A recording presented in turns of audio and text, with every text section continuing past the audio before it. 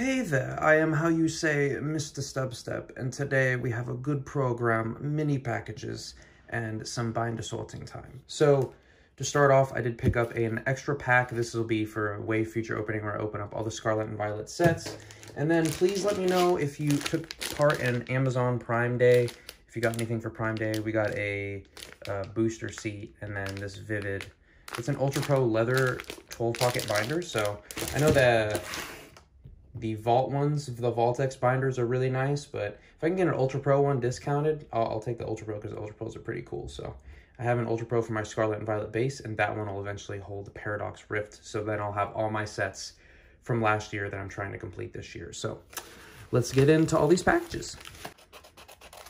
So I know I said my next video would be the second half of that booster box. I actually like the opening and mail order, alternating between those types of videos, so that's what I'm going to continue to do.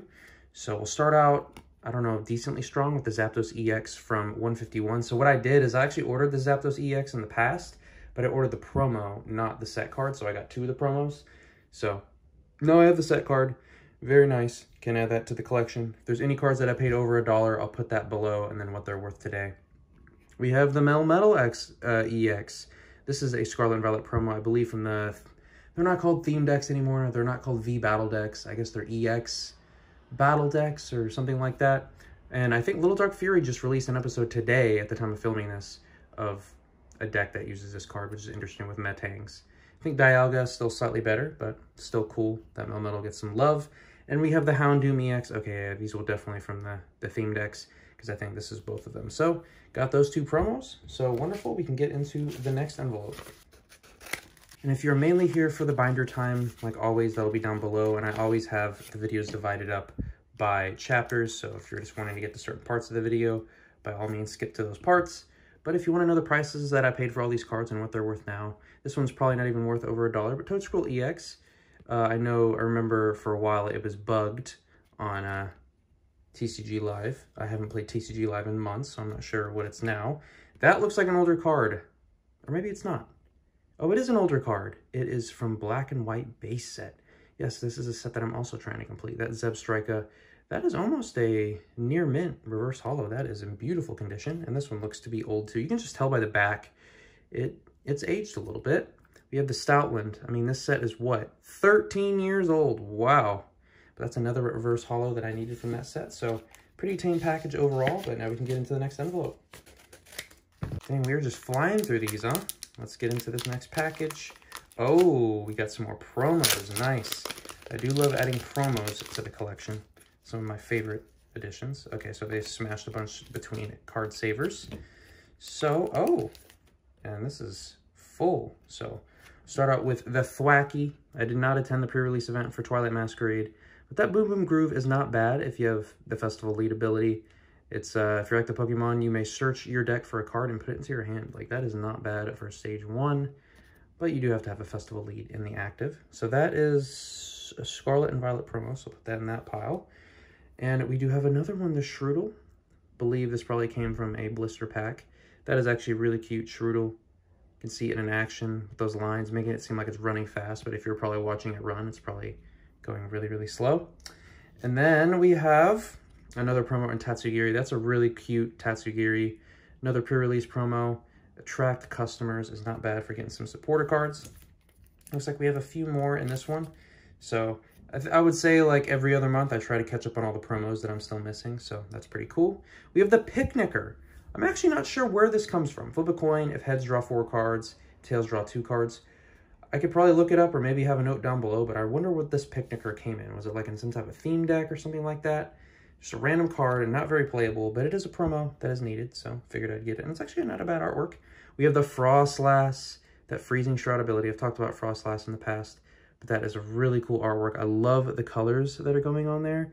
And then Frostlass is looking like it's kind of over it, but beautiful card to add to the promo collection.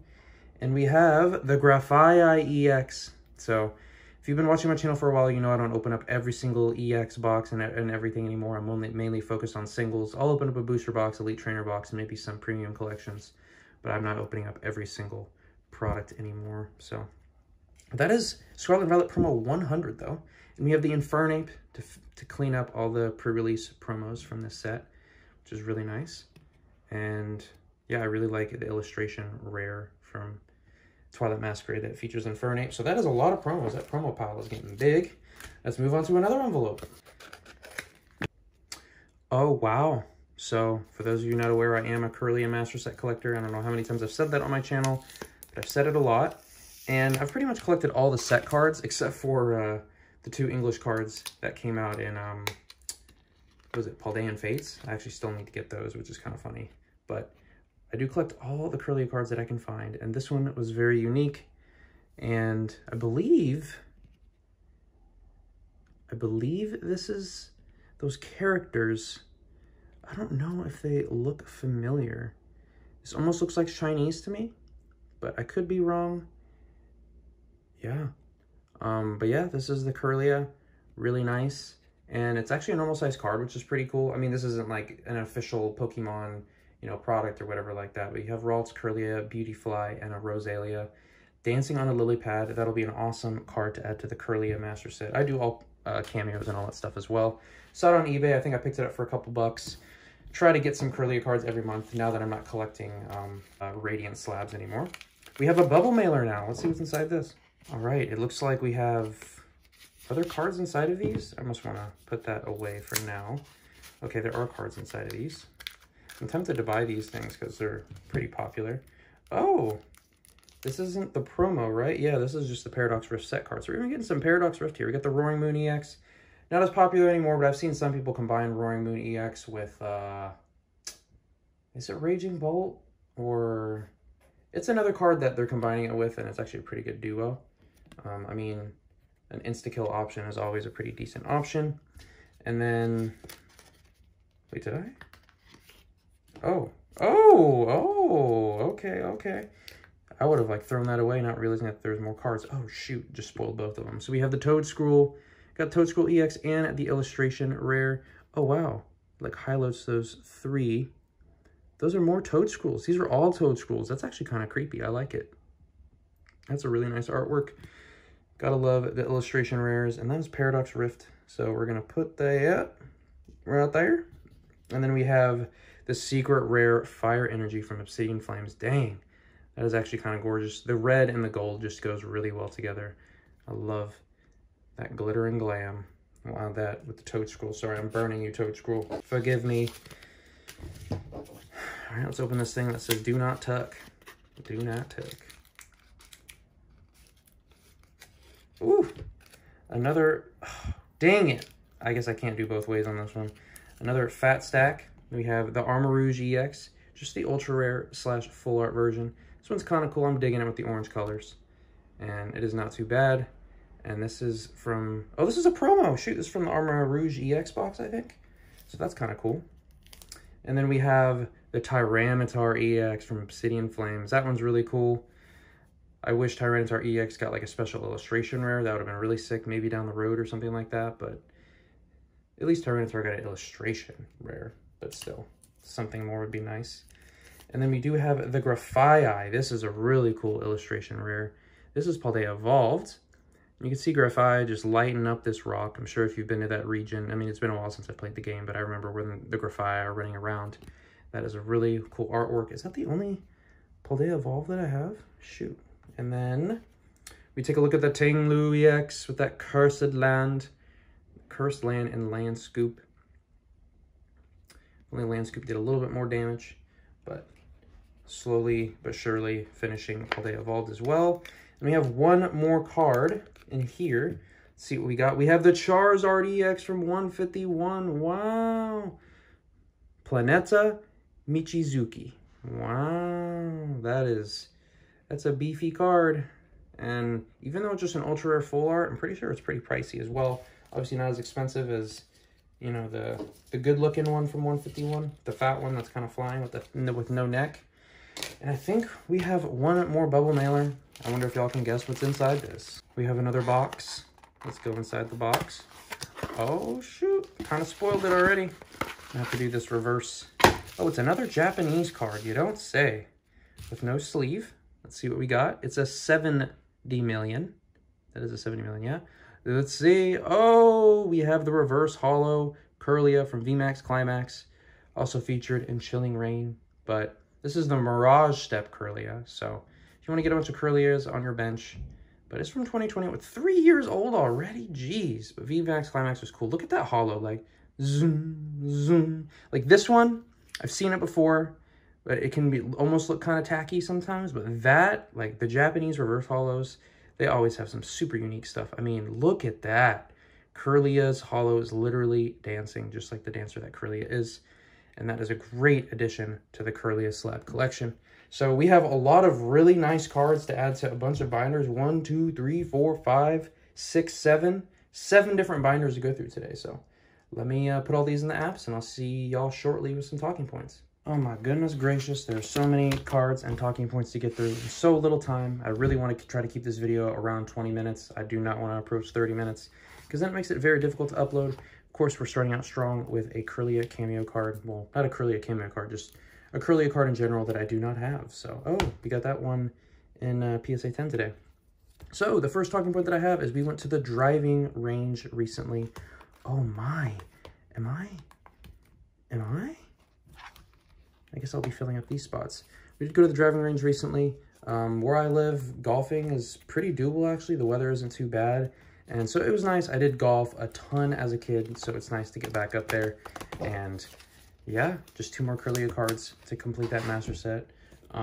Let me know if you have ever played golf, if you like to golf. Maybe you're just a top golf or mini golf type of person, or a golfing video game type of person. That's completely fine. Oh, I didn't grab the black and white binder. 1 second. Okay, so now we have the black and white binder. I think it was probably 2 weeks ago now, went to Cheesecake Factory and had their red velvet cheesecake. Let me know if you're a fan of red velvet. I know a lot of people are just like, oh, it's just chocolate, but it's red. No, red velvet is different. It tastes different. It feels different. That cream cheese icing is just on another level, and it was quite delicious. It was a very simple cheesecake. It didn't have like a whole bunch of decorations and stuff, but it went down nice and easy. I try to split those slices into 3 parts. Could I easily pound the entire thing in one go? Yes, but I like to have, you know, dessert for 3 days instead of just one, because you have to be real with yourself. When I eat a whole thing of Oreos, like a family-sized thing of Oreos, it's only really enjoyable for maybe that first row.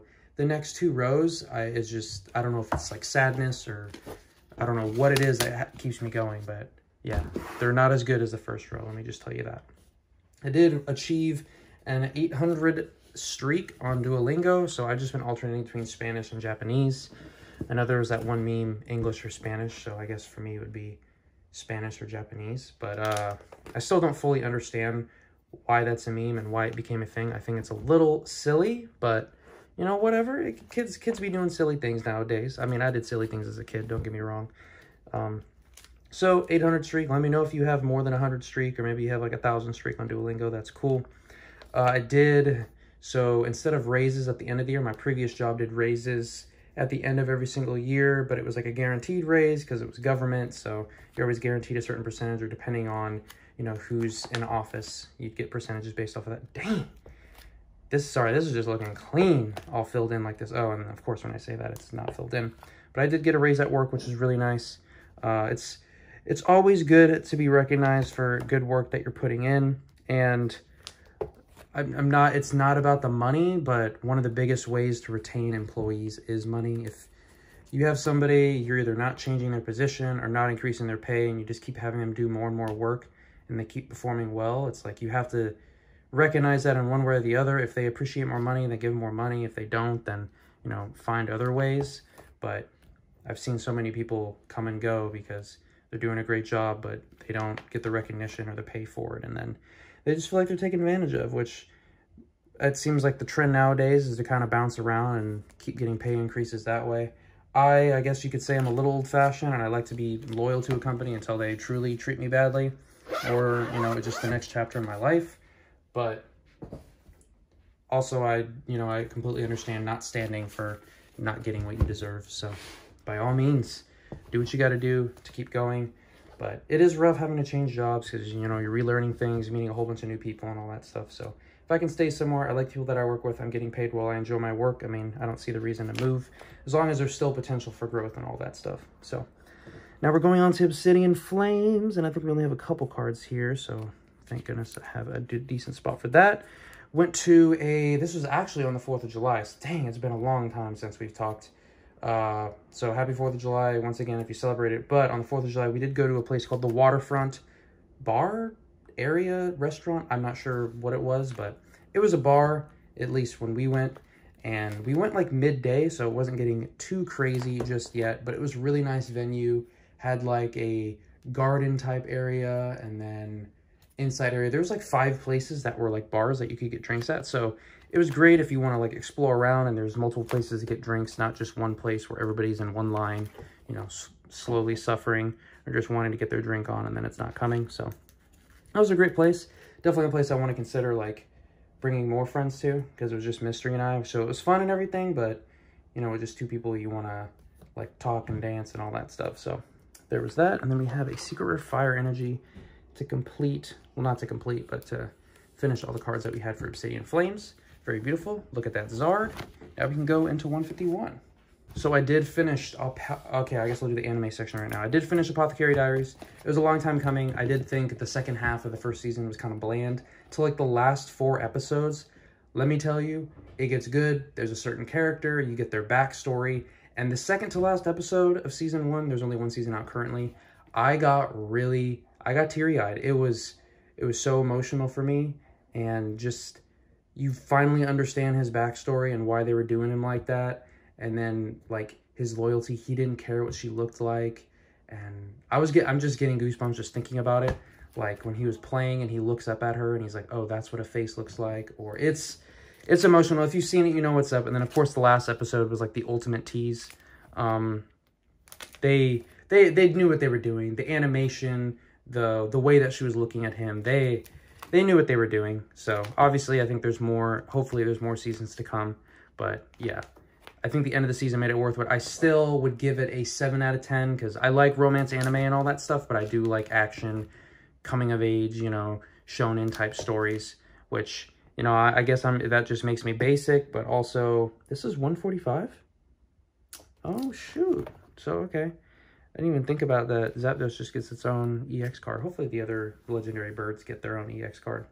But it was great overall. I mean, 7 out of 10 is completely solid. If that's your type of anime that you prefer, you know, slice of life, you know, romance type story, it's really good. I mean, the main character, she's one of my favorite main characters that I've watched in a long time. I did laugh a lot in the show, and then I got teary-eyed on the second to last episode. So any show that can get me emotional, I will always have an appreciation for that, because, you know, you just want to feel something. You just want to feel something. I don't want to watch something and feel like nothing at all. Like if I get angry or excitement or sadness or happiness, like those are all things that I want to feel watching something. So because I finished one anime, you know what that means. I started another. So I started Blue Exorcist. So I think I'm only on episode 4 or 5. You know, obviously the first season's a little dated. I think it's like from 2009, I want to say. So animation, not quite there. I do like the premise so far. It hasn't really got me to where I want to binge the whole show, like another show that I'll mention after this that I already binged and caught up on. But I mean, it's solid. I think it'll be a good filler anime, kind of what Apothecary Diaries was. And I know saying filler anime might make somebody upset, because it's like, hey, that's not a filler anime. Like, that's my favorite anime. It's just the anime that I'm watching in the meantime. I don't feel the desire to binge the entire show immediately. So when I'm in between anime, it's just a good show that I can kind of watch in the meantime, so I can still watch something, you know? So overall, Blue Exorcist isn't bad so far. I think I'm on episode 5, and I still am down to watch it, so not too bad. I just finished the episode where they were in the garden, and he helped out that girl that ends up becoming a student. So that's cool, I guess. And so this is Paradox Rift. I did get the binder today.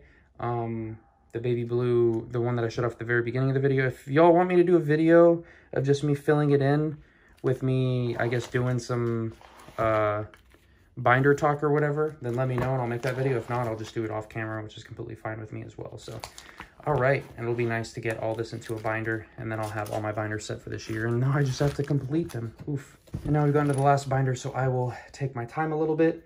So the new anime that I started watching, and I'm already caught up, they're in the middle of season 2, is Tower of God.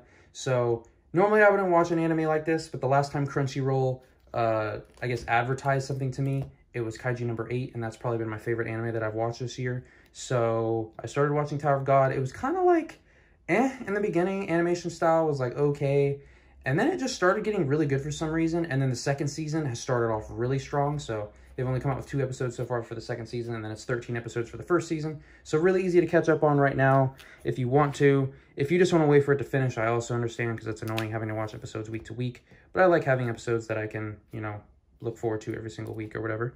So, oh, this is number 99. Look at that. We are filling in the binders. Man, I love promo binders so much. But overall, Tower of Gods was great. I would say the first season, I would give it an 8 out of 10. What's weird is I've watched, I guess, 15 episodes of the show now, and I'm still really not sure what's going on. Like, I don't know what the rules are. I don't know what's happening. I mean, I like a lot of the characters. The animation style is like a little, I guess I would say it's like a little, it's not perfect, I'll put it that way. But, I mean, the story and all that stuff is good enough to where I'm going to keep going. And there was a decent plot twist at the end of the first season, so I'll give them that. But yeah, I still don't really understand the rules of the world. I guess that's kind of the beauty in some anime, is when you can predict every single thing and you know exactly what's happening. That can kind of make it boring. But for a show like this, like, I'm still kind of wondering. I'm like, huh, I don't even know how that works. So I'm curious to see where it goes. Second season has started off really strong, so I'm excited for that. And One Piece has been doing, I guess, all right. The pacing has significantly slowed down. I'm trying to remember. I haven't seen the new episode that's coming out this week. I'm filming this on Saturday, and usually One Piece comes out late Saturday. I have to count 5. So I think there's like a battle deck or something, or a battle stadium that's going to fill in all these slots with cards, and that might be where this is from too. I'll put a note earlier in the video, but yeah, so a little unfortunate. Hopefully I can just get those all in a lot and clear this out, because I don't want to have to buy a whole Battle Academy just for some promos or whatever this came in. But One Piece. Oh yes, One Piece. We got to see Kid. We officially got to see Kid versus Shanks. And man, it was animated really well. People were making jokes because I think it was like 1 page in the manga, and then they like kind of extended a little bit. So overall, really good. We're getting, you know, more backstory on characters and everything, and we got revealed who the person was that was behind it, everything or whatever, which I was not expecting that at all. I thought it was going to be the girl who Kuma is her father. That's who I thought it was going to be, which wouldn't have made any sense because she was still in the room with like her father's memories or whatever that crud is that can make everybody hurt or whatever that Zoro took on early on. But yeah, that's where it's at. And hopefully this next episode is good, I guess. Oh, I think the next episode is going to be about the one guy in the Navy. What's his freaking name with the pink hair?